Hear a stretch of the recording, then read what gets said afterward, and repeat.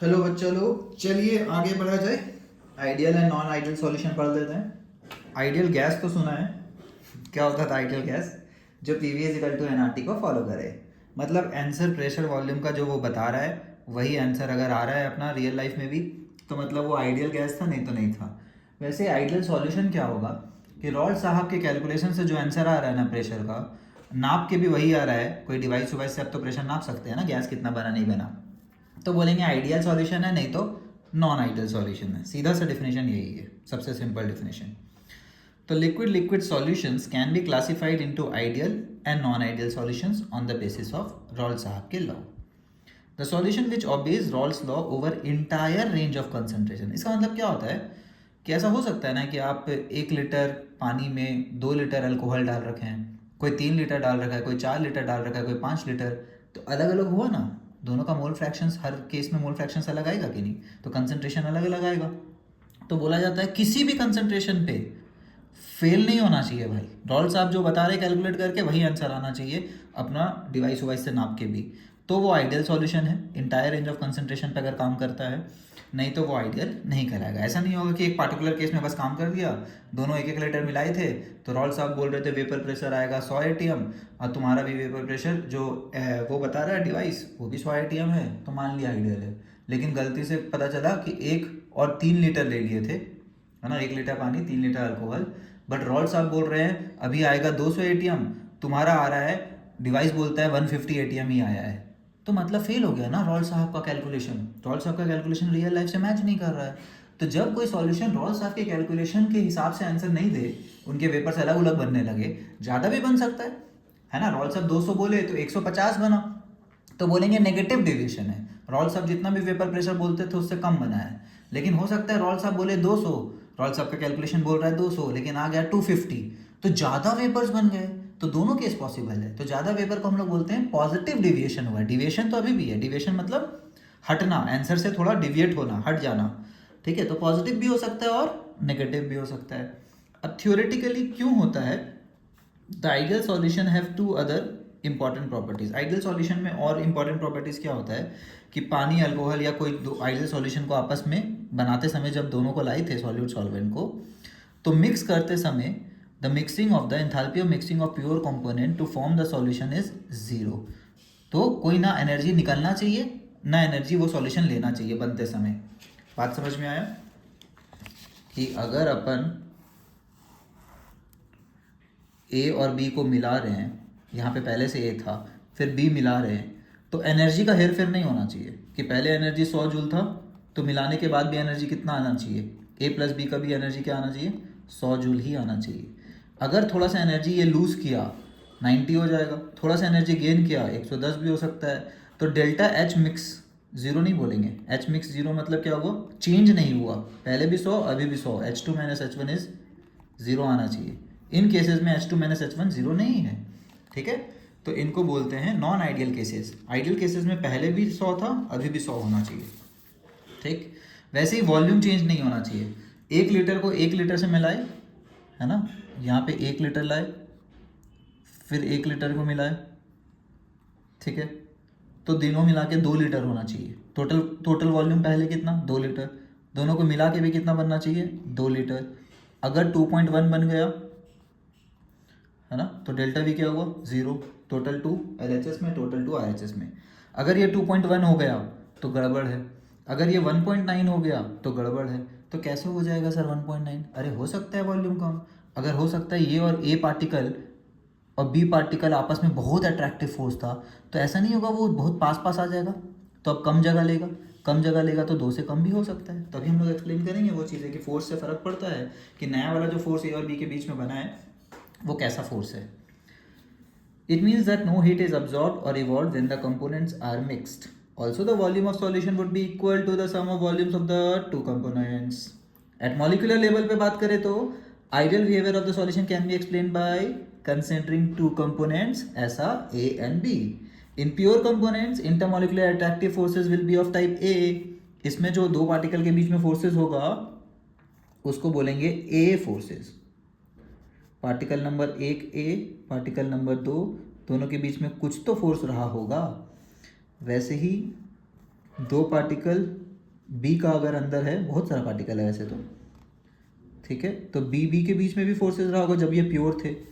अब इन दोनों भाई साहब को मिला जुला के एक नया बनाए हैं, तो ए फोर्स तो है ही, बी फोर्स भी है, लेकिन एक नया फोर्स भी आया, कौन सा, ए बी फोर्स।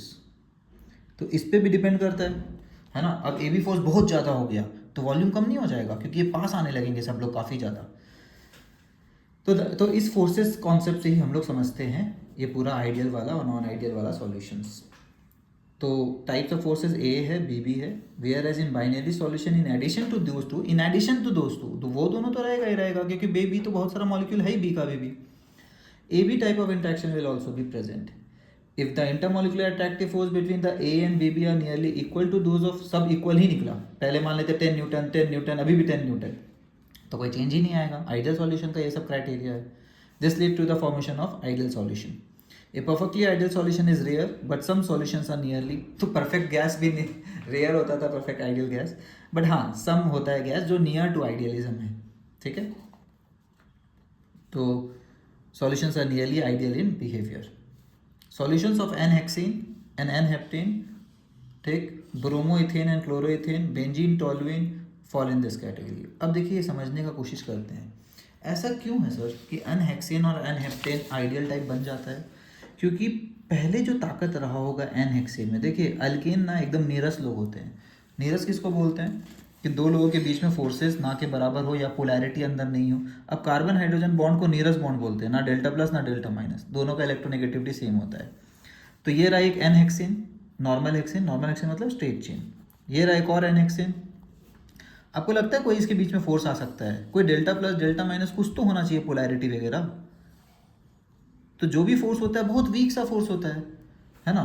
तो दो एन-हेक्सेन के बीच में, एन-हेक्सेन के बीच में, एन-हेक्सेन एन-हेक्सेन, जो ए टाइप ऑफ इंट्रैक्शन था, ए टाइप ऑफ इंट्रैक्शन, वो बहुत ही खराब है। वैसे ही कोई हेप्टेन भी ले आए, एन-हेप्टेन, अब 6 कार्बन की जगह बस 7 कार्बन हो गया। फ़र्क क्या पड़ा? ये बेचारे दो लोग भी आपस में ना के बराबर अट्रैक्ट करते हैं या बहुत ही वीक करते हैं, ठीक है। इसको अब हम बोलेंगे बी पार्टिकल, बी पार्टिकल, इन दोनों का फोर्स जो है ये रहा इंट्रैक्शन इंट्रैक्शन इंट्रैक्शन। तो बी इंट्रैक्शन जो है ये भी एक नॉर्मल सा वीक सा इंट्रैक्शन है, ठीक है। इसको ए इंट्रैक्शन बोलेंगे, दो एन-हेक्सेन के बीच में, इसको बी। अब सही बताइए, एन-हेक्सेन और एन-हेप्टेन के बीच में कुछ नया टाइप का हो पाएगा? ये भी तो हाइड्रोकार्बन हाइड्रोकार्बन के बीच का फोर्स है, वो भी नीरस हाइड्रोकार्बन। अल्कीन अल्काइन कुछ थोड़ा सा फिर भी पोलैरिटी होता है, ये नीरस हाइड्रोकार्बन है। तो जो नया फोर्स बना ए बी टाइप का, उनमें भी कोई चेंजेस नहीं है, जैसा पहले था, जैसा बी था, जैसा ए फोर्सेस था, वैसा ही नया वाला ए भी बना है। समझ में आया क्यों ये काम कर जाता है आइडियल की तरह? वैसे ही बाकी एग्जांपल्स भी है, उसको भी अपन टाइप ऑफ कंपाउंड से ही समझ सकते हैं। जैसे ब्रोमो, इथेन और क्लोरो दोनों हाइड्रोजन्स है, हेलो एल्केन्स में आता है ना। वैसे बेंजीन और टोल्यूइन, टोल्यूइन में क्या ही फर्क पड़ता है, बेंजीन के ऊपर एक CH3 आ जाता है, और आप लोगों को पता है कि CH3 वगैरह नीरस लोग होते हैं। तो जो बेंजीन, दो बेंजीन के बीच में रहा होगा, वही फोर्स बेंजीन और टोल्यूइन के बीच में भी रहा होगा। तो मिला जुला के लगभग नया फोर्स भी सेम टाइप का ही है। तो लगभग बोला जाता है कि भैया ये आइडियल टाइप का सॉल्यूशन है, ठीक है। अब देखते हैं नॉन आइडियल कौन है फिर। When a solution does not obey Raoult's law over the entire range of concentration, then it is called non-ideal solution. The vapor pressure of such a solution is either higher, ज़्यादा vapour भी बन सकते हैं और कम vapour भी बन सकते हैं। अगर ए बी इंट्रैक्शन बहुत ताकतवर निकला तो ये वेपर बनने देगा, ए और बी को उड़ने भी देगा जितना पहले उड़ता था ये लोग? नहीं उड़ने देगा। वैसे ही ए बी अगर वीक निकला, पहले ए ही ज़्यादा स्ट्रॉन्ग था, ए बी वीक निकला, तो अब ज़्यादा वेपर्स नहीं बन जाएंगे, ठीक है, क्योंकि कुछ पार्टिकल्स के बीच में बहुत कम फोर्सेस है। ए बी वाला वो तो बेचारा आराम से उड़ेगा। तो जब आराम से उड़ेगा बहुत ज़्यादा वेपर्स बनेंगे तो पॉजिटिव डेविएशन, जब बेचारे वेपर बन ही नहीं पाएगा तो वेपर प्रेशर कम आएगा तो नेगेटिव डेविएशन, ठीक है। Non ideal solution, the vapour pressure of such a solution is either higher or lower than that predicted by Raoult साहब। If it is higher the solution exhibit positive deviation, और अगर lower आया तो बोल देंगे negative है भाई। रॉल्ट साहब बोलते थे 2 से ATM आएगा, लेकिन आपका आता है लोअर 150, तो नेगेटिव डेविएशन हुआ ना। From Raoult's law, the plot of vapor pressure as a function of mole fraction of such solution are shown in figure 1.6. तो प्लॉट अपने को पता है कैसा होगा, याद है कैसा प्लॉट होता था? पी टोटल का मोल फ्रैक्शन के रिस्पेक्ट में ऐसा बना देते थे फाइनल सॉल्यूशन का, पी टोटल वाला सिर्फ बना रहे हैं, पी और पी भी बनाते थे हम लोग, है ना। अब पॉजिटिव डिविएशन कैसा होगा? ऐसे ऊपर से कर्व हो जाएगा, क्योंकि वेपर प्रेशर वाई एक्सिस में वेपर प्रेशर है ना, तो वाई कोऑर्डिनेट ज़्यादा आना चाहिए। सेम मोल फ्रैक्शन पे देखिए, सेम एक्स कोऑर्डिनेट पे वाई का वैल्यू ज़्यादा आ रहा है, तो इसको बोलते हैं पॉजिटिव डिविएशन। नेगेटिव डिविएशन होगा तो कैसा आएगा ग्राफ? ऐसा। तो ये पॉजिटिव डिविएशन का ग्राफ, ये नेगेटिव, कि भाई वेपर प्रेशर जितना सोचा थे रॉल्स साहब उससे कम आ रहा है, देखिए आ रहा है कम, है ना। तो मान लेते हैं रॉल्स साहब सोचे थे 100, अब आया 80, तो नेगेटिव डिविएशन में वेपर प्रेशर फाइनल कितना आया? 80, इनिशियल कितना था? 100, तो आया नेगेटिव डिविएशन, है ना, ये हुआ नेगेटिव डिविएशन। पॉजिटिव डिविएशन में फाइनल कितना आ रहा है? ये बोल देते हैं 110 है, 1110, तो 1110 माइनस 100 इज इक्वल टू कितना? 110। तो देखिए पॉजिटिव डिविएशन ऐसे है, तो इसीलिए तो नाम आया पॉजिटिव और नेगेटिव डिविएशन। ठीक, तो प्लॉट बना सकते हैं अपन, वैसे ही अपन प्योर सॉल्वेंट और सॉल्यूट का भी बना सकते हैं। 2 और करवाता था ना, P1 का और P2 वाले प्रेशर का, PA और PB बोल लीजिए, P1 P2 बोल लीजिए। The cause for these deviation lie in the nature of interaction at the molecular level. In case of positive deviation मतलब ज़्यादा वेपर बन रहे हैं। ज़्यादा वेपर कब बनेंगे? जब ए बी इंट्रैक्शन क्या हो रहा होगा? वीक रहा होगा ए और बीबी से। ए और बीबी जो है वो मान लेते हैं 100 न्यूटन का फोर्स लगाते थे, ए बी अब 80 न्यूटन का ही लगाता है, तो कुछ पार्टिकल्स के बीच में फोर्स घट गया है, मतलब वो पार्टिकल्स तो कम से कम आराम से उड़ेंगे या फिर ज़्यादा उड़ेंगे जितना ए और बी में उड़ते थे। ठीक, तो in case of A Raoult's law, A B interactions are weaker than those of A and B B. अगर पॉजिटिव डिविएशन हुआ है तो नया वाला फोर्स वीक रहा होगा, तभी वो आराम से हवा में चल जा रहा है।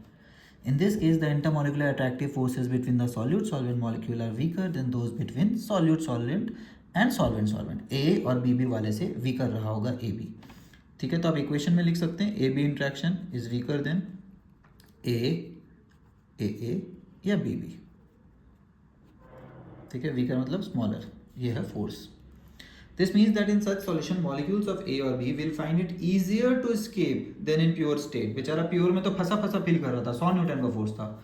अब इन दो पार्टिकल के बीच में ये बेचारे दूसरे पार्टिकल से जो अटैच हो रहा था, थोड़ा आसपास था, उससे सिर्फ 80 न्यूटन का फोर्स है, तो ये आराम से उड़ जाएगा। This will increase the vapour, obviously vapour increase होगा और साथ में वेपर प्रेशर भी अपना इंक्रीज हो जाएगा। ठीक है, एक minute, let me settle this down. हाँ, तो ये देखिए ग्राफ अपना रहा, ऊपर गया ग्राफ मतलब पॉजिटिव डिविएशन, तो ये पी टोटल वाला ग्राफ है। एनसीईआरटी भी ना खेल करता है। हम लोग उस ग्राफ में बताए थे कि वो स्ट्रेट लाइन इंक्रीजिंग क्यों था, क्यों इंक्रीजिंग था?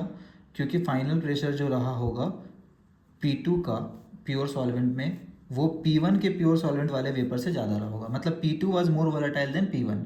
इस बार क्या देख के लग रहा है? x2 इक्वल टू 1 है, मतलब ये हुआ P1 नॉट, ये हुआ P2 नॉट। इस बार कौन ज़्यादा वोलेटाइल है? P1 नॉट, क्योंकि देखिए जब P1 नॉट सिर्फ और सिर्फ कंपोनेंट 1 था तो वेपर प्रेशर यहाँ था कहीं पे। जब सिर्फ और सिर्फ कंपोनेंट 2 है ना, सॉरी कंपोनेंट 2 है ही नहीं, सिर्फ और सिर्फ जब कंपोनेंट 2 था, ये हुआ P2 नॉट, ये हुआ P1 नॉट। ठीक है, तो ग्राफ एनसीईआरटी मज़े ले रहा है हमारे। उस समय जब अपन ग्राफ बनाए थे ना, तो यहाँ पे x2 इक्वल टू 0 था, यहाँ पे x2 इक्वल टू 1 था, इसलिए ग्राफ देखना आना चाहिए। तो उस समय राइट साइड x2 बनाता था कि x2 ऐसे इंक्रीज़ हो रहा है। अब गेम कर दिया है, यहाँ पे सिर्फ x2 है, x में सिर्फ क्या है, ये x इक्वल टू 0 है, मतलब x1 0 है, यहाँ पे सिर्फ x2 है, तो जो भी वेपर प्रेशर आएगा वो x2 के कारण आएगा, तो इसको P2 नॉट बोलेंगे। ठीक है, तो उस पर नहीं जाना है डेप्थ में, बट हाँ ये लॉजिक पता होना चाहिए ग्राफ कैसे रीड करना है। अब पॉजिटिव डिविएशन मतलब ऊपर से ले जाइए कर्व, और इरेगुलर सा कर्व होगा, है ना, सबको पता है ग्राफ इरेगुलर हो जाता है। आइडियलिज्म तो रहा नहीं, कोई लीनियर इक्वेशन तो फॉलो कर नहीं रहा है, नहीं तो स्ट्रेट लाइन ही आ जाना चाहिए था। ठीक है, अब यहाँ पे देखिए नेगेटिव डिविएशन में ग्राफ कहाँ, सारा ग्राफ नीचे, सारा ग्राफ ग्रीन वाले से नीचे आ गया, पर्पल वाला, है ना। तो बस इतना ही समझना है। तो यहाँ पे लिखा हुआ है the vapour pressure of two component system as a function of composition, a solution that shows positive deviation, तो ये पॉजिटिव वाला है, a solution that shows negative, ये सेकंड ग्राफ है। ठीक है, तो वेपर प्रेशर ज़्यादा बनेगा, मोर वेपर प्रेशर बनेगा and result in positive deviation. कब? जब नया वाला फोर्स वीक रहा था। जब नया वाला फोर्स स्ट्रांग रहेगा तो पता है अपने को कम वेपर्स बनेंगे, बेचारा उड़ ही नहीं पाएगा। तो पॉजिटिव डिविएशन का एग्जांपल याद रख ले, इथेनॉल और एसीटोन। ठीक, तो नया वाला जो फोर्स बनता है वो स्ट्रांग होगा। अब इन पैराग्राफ में अपने को फोर्स समझाया जाएगा कि ये नया वाला फोर्स बना कैसा है। कोई नेचर ऑफ फोर्स का नाम ले सकते हैं।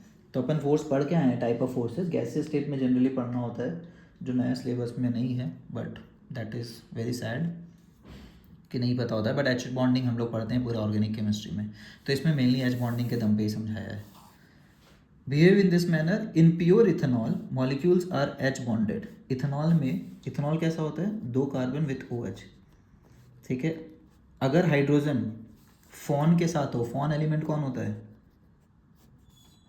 फ्लोरीन, ऑक्सीजन, नाइट्रोजन, एक आध केस में क्लोरीन भी चलेगा। इनके साथ अगर हाइड्रोजन है तो बहुत अच्छा डेल्टा माइनस और डेल्टा प्लस आता है। तो ऐसे वाले मॉलिक्यूल आपस में क्या बना पाते हैं, मस्त सा फोर्स ऑफ अट्रैक्शन कर पाते हैं। ठीक है, ये देखिए OH, ये डेल्टा माइनस रहा होगा, डेल्टा प्लस, तो दूसरे वाले मॉलिक्यूल के साथ तो देखिए एच बॉन्डिंग था इनिशियल, ये हुआ A interaction which is H bond, बहुत अच्छा रहा होगा इन प्योर इथेनॉल, तो है ना। लेकिन जैसे ही एसीटोन आया, it's molecules get in between the host molecule. अब एसीटोन यहाँ गेम खराब करने यहाँ पे बीच में कहीं पे आ गया है। एसीटोन क्या होता है, 2 कार्बन वाला कीटोन, तो कैसा होता है, ऐसा है ना, ऐसा 3 कार्बन, कीटोन के लिए मिनिमम 3 कार्बन चाहिए। तो देखिए बीच में आ गया है। अब बीच में आ गया तो ये एच बॉन्डिंग को थोड़ा गड़बड़ कर देगा खेल हमारा, कर देगा, बिल्कुल कर देगा। ठीक है, तो नया इंट्रैक्शन तो बेचारा वीक हो गया। उल्टा उल्टा एसीटोन और इसके बीच में एच बॉन्डिंग हो सकता है नहीं, क्योंकि एसीटोन का जो ऑक्सीजन है, ये रहा एसीटोन, उसमें कोई हाइड्रोजन नहीं है। ऑक्सीजन के साथ हाइड्रोजन होना चाहिए, तब डेल्टा माइनस डेल्टा प्लस अच्छा आएगा। ठीक है, एच बॉन्डिंग नाम ही इसलिए है कि हाइड्रोजन तो हो भाई, कार्बन के साथ हाइड्रोजन है बट वो हाइड्रोजन अपने को नहीं चलेगा। ठीक है, on adding acetone its molecule get in between the host molecule and break some of the H bonding between them. Due to weakening of interaction the solution shows positive deviation. तो ये जो forces week हो गया उसके कारण positive deviation, अब बेचारा आराम से उड़ पाएगा। In a solution form by adding carbon disulphide, वैसे एक और एग्जांपल दिया है, कार्बन डाइसल्फाइड और एसीटोन में CS2 और acetone, the dipolar interaction between solvent solvent molecules are weaker than the respective interaction among solute solute and solvent solvent molecule. This solution also shows positive deviation. तो I would suggest कि भाई याद कर लीजिए, positive deviation वाला 2 example दिया हुआ है, दोनों रट लेना है जब भी NCERT में थ्योरी आता है, क्योंकि बहुत बार अपन गेस थोड़ी कर सकेंगे नए कंपाउंड्स में। तो जो एग्जांपल दिया है वो तो कम से कम पता ही होना चाहिए।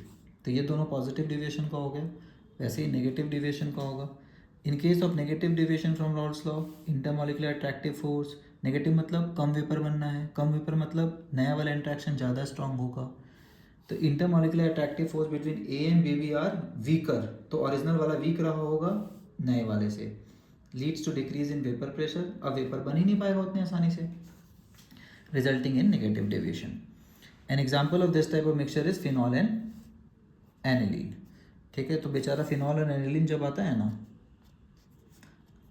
तो यहाँ का डेल्टा माइनस या डेल्टा प्लस बोल लीजिए, और एनिलीन का, एनिलीन होता है रिंग कंपाउंड, ऊपर में NH2।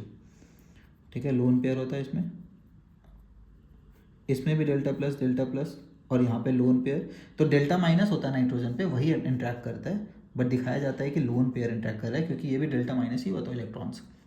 तो ये वाला जो बनता है नया, ये बोलते हैं बहुत तगड़ा बनता है।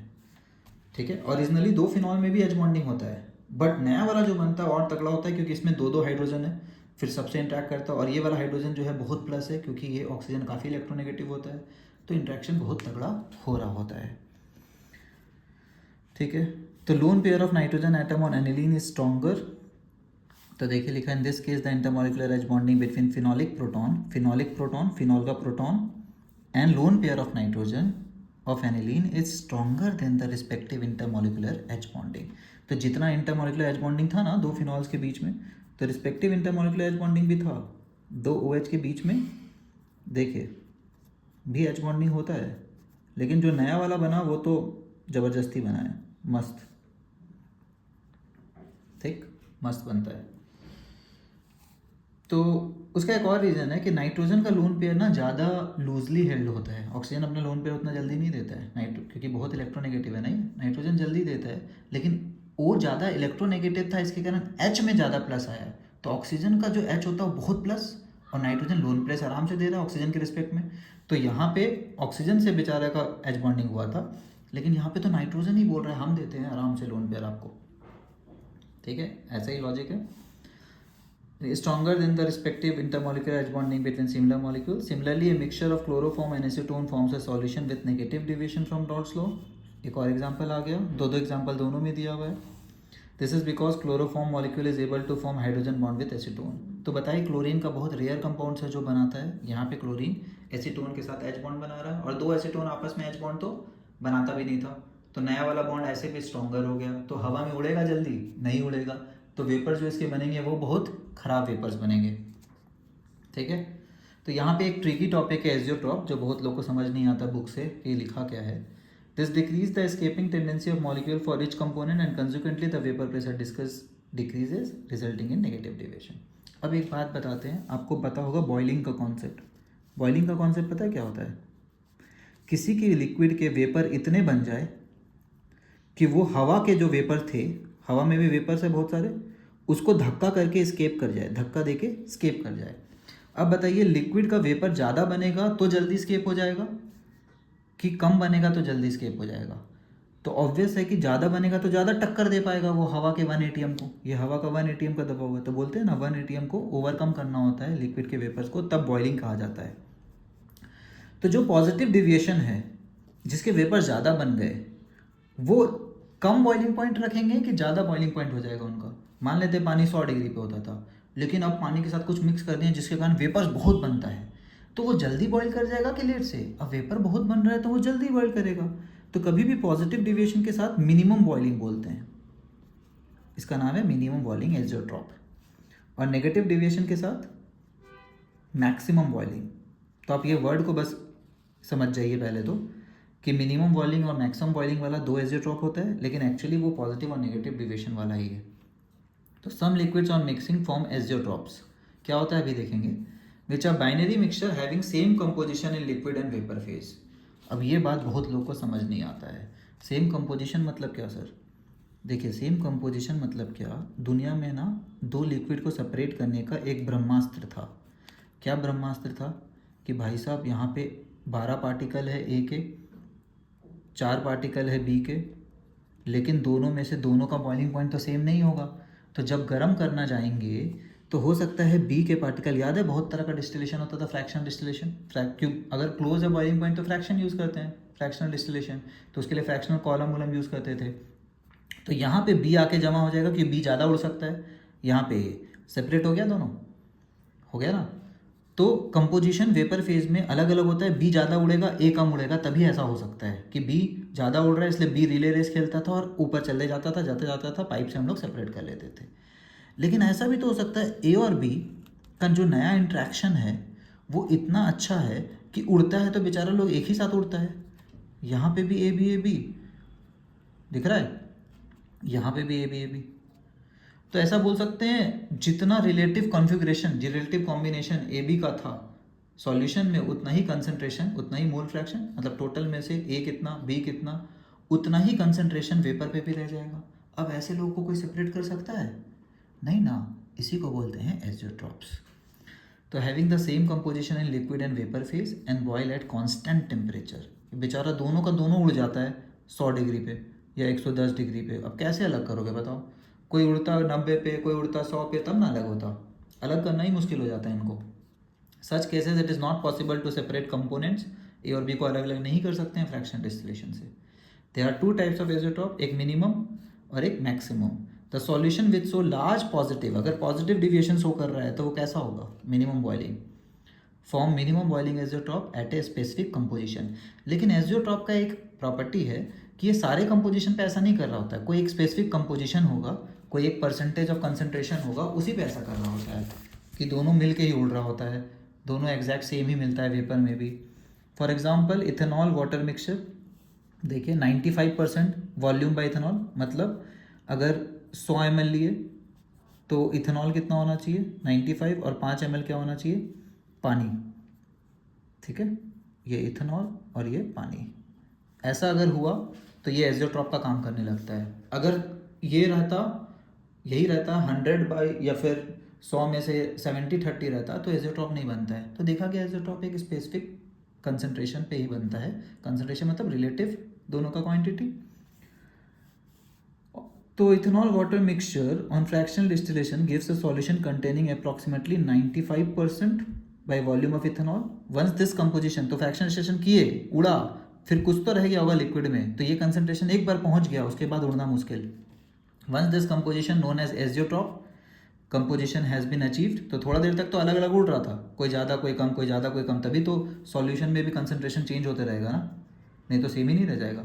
लेकिन एक बार एजियोट्रॉप वाला कंसंट्रेशन आ गया, उसके बाद देखा गया कि अब तो कुछ हो ही नहीं रहा है। ऐसा नहीं कि इथेनॉल ज़्यादा उड़ रहा है या पानी कम उड़ रहा है, दोनों उतना ही उतना उड़ रहा है। 2 पार्टिकल यहाँ था रिलेटिव, तो 2 पार्टिकल यहाँ पे भी दिख रहा है, या 2:1 रेशियो में यहाँ था, यहाँ पे भी 2:1 रेशियो में आने लगा। तो दिक्कत हो गया ना, सेपरेट कहाँ कर पाए या कंसंट्रेट कहाँ कर पाए। और हमें तो गोल होता है कंसंट्रेट करना है, एक को गायब करना है, दूसरे को बढ़ाना है, इसी को सेपरेशन बोलते हैं। Has been achieve the liquid vapour have the same composition and no further separation occurs. अब नहीं कर सकते अलग। The solution that shows large negative from Raoult's law, इसको मैक्सिमम बॉइलिंग एजियोट्रॉप बोलते हैं। इसका एग्जाम्पल एक दिया हुआ है नाइट्रिक एसिड एंड पानी, है ना, लेकिन किस कंसंट्रेशन पे 68% नाइट्रिक एसिड होना चाहिए और 32%, मतलब 100 ग्राम लिए हैं तो 68 ग्राम इज HNO3।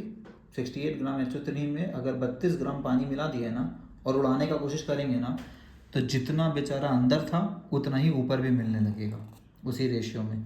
तो कोई सेपरेट कर पाया? नहीं कर पाया। सेपरेट करना मतलब ही होता है कि कंसंट्रेट कीजिए, एक को उड़ाइए, है ना। हो सकता पूरा नहीं उड़ा है पहला वाला, लेकिन दूसरे वाला का क्वांटिटी सॉल्यूशन में तो ज़्यादा होते गया, क्योंकि पहला वाला उड़ते गया ज़्यादा, दूसरा वाला उतना नहीं उड़ा, ठीक है। तो यही है एजियोट्रॉप। इससे क्वेश्चन कुछ भी नहीं पूछता है, सिर्फ थ्योरेटिकल क्वेश्चन आ सकता है। तो आप एग्जांपल याद कर लीजिए, पूछेगा ये मैक्सिमम बॉइलिंग एजियोट्रॉप है कि मिनिमम, तो एकदम थ्योरेटिकल क्वेश्चन, कोई न्यूमेरिकल और कुछ यूज़ नहीं होगा इसका, ठीक है। इंडिपेंडेंट कॉन्सेप्ट जिसको मैं बोलता हूँ। तो अभी तक जितना पढ़े उसमें सबसे इंपॉर्टेंट हेनरी लॉ और रॉल्स लॉ ही है, ठीक है। आई होप यहाँ तक सब समझ में आ रहा है। तो नेक्स्ट पार्ट में अपन 1.8 करेंगे क्वेश्चन, और उसके बाद कॉलिगेटिव प्रॉपर्टी पे आ जाएंगे, the last very important part of this chapter. चलिए, बाय एवरीवन।